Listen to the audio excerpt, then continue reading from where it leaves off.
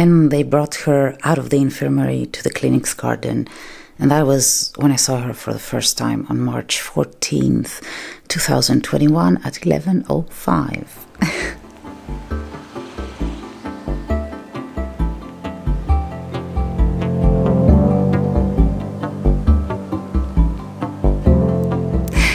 Some of her blonde hair were still left on her mangy skin.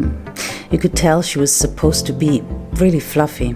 Some parts of her body were naked, some had only the undercoat left, and some others still held on to long dead hair from the various layers of her fur. She was beautiful. Some dogs are defined by the tainted raw beauty of when they are in their lowest point, and she was one of them. That first glance was gonna stay with me forever. In my mind, no matter how she turned out to be, no matter how much she would change, she would also be always this dog I was looking at with awe in that garden that day.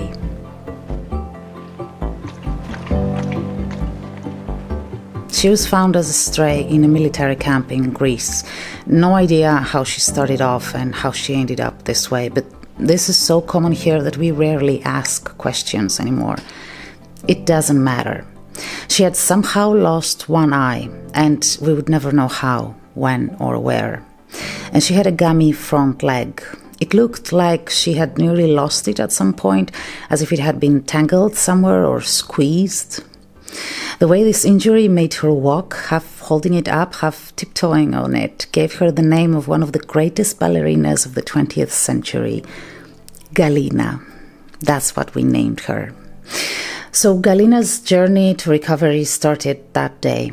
Recovery from mange and a bunch of other serious Mediterranean diseases with difficult names. The truth is that when a dog comes with mange that advanced, you have no idea how it's going to turn out to be. You can tell some things here and there, like maybe the color of the fur, the pointy ears, the type of tail they probably have. But generally, it's all a big surprise, and when the new hair starts to come out, they do look different and recovered, but for them to fully go back to what they used to look like, it takes months. So Galina started recovering. She grew hair, and more hair, and more hair. She was cute. She was different, although that first image of her in that garden was for me unforgettable. That was the most uniquely beautiful she had ever been. She also grew to be a happy dog. Cheeky, and in a way funny.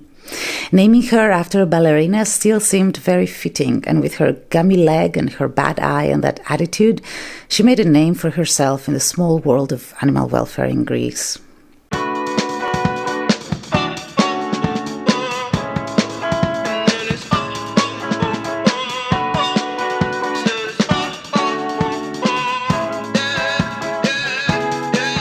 No. Pretty Caroline, oh, oh, oh, oh, stone cold stunner. She was a winner, started working at the dine. Oh, oh, oh, oh, serves as a reminder to count your blessings, cause it's telling fair. They'll put you down and leave you dead, don't make them scared. Yeah, it's the ugly truth, how they come in for you. Yeah, yeah, no. Then she grew even more hair, and more hair, and more hair.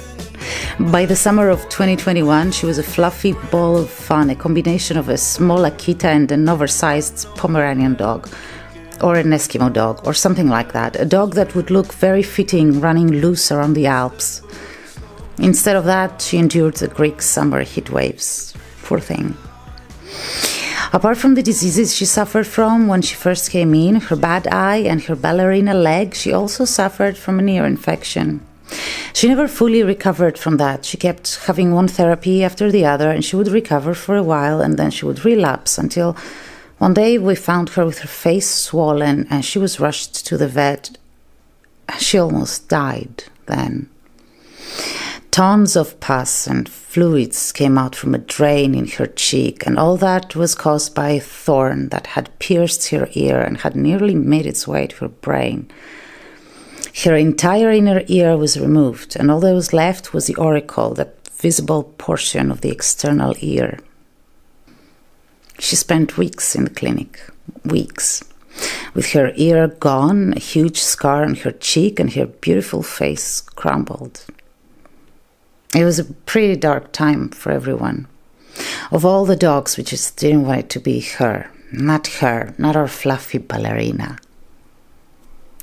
But she recovered from that too. Slowly and painfully, she went back to being her gorgeous self and never lost her ballerina attitude, never. I can't find the words to describe Galina's character. She coexists among other dogs, might play with them, might not. She comes running to you once you enter the place, and she's happy, but it's also as if she's trying to show you how happy she is.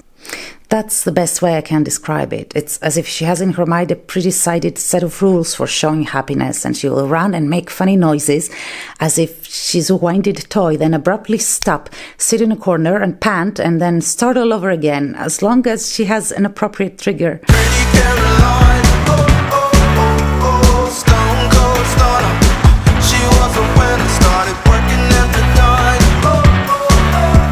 Serves as a reminder to count your blessings, 'cause it's town ain't fair, town ain't fair. They'll put you down and leave you there, don't make them scared. Yeah, that's the ugly truth. How they coming for you. Yeah, yeah, it's now. It's the missed opportunity train. It only comes on a very blue moon. Think twice, and you missed it again. Waiting in line for the party to end. Guess you didn't get what they asked for. Not a genie in sight, that reality castle. There's no point to being careful. Learn the rules of the game before you lose your mental. Pretty Carolina, the stone cold stunner. She was a winner, started working at the diner. It serves as a reminder to count your blessings, 'cause this town ain't fair. They'll put you down and leave you there, don't make them scared. Yeah, that's the I love her for her spirit. And every time I look at her, I see that dog in the clinic's garden from a year ago, but I also don't see it. It's as if she's two things at the same time, her past and her present. I had been looking for an excuse to foster her for a long time. To be honest, I thought she would get adopted soon after her last recovery, but she didn't, which angered me a lot and confused me as to what is it that people look for when they consider adopting a dog. Anyway, I got the perfect excuse before our annual Family and Pets festival. I took her home with me, and I spent the next 3 days just staring at her.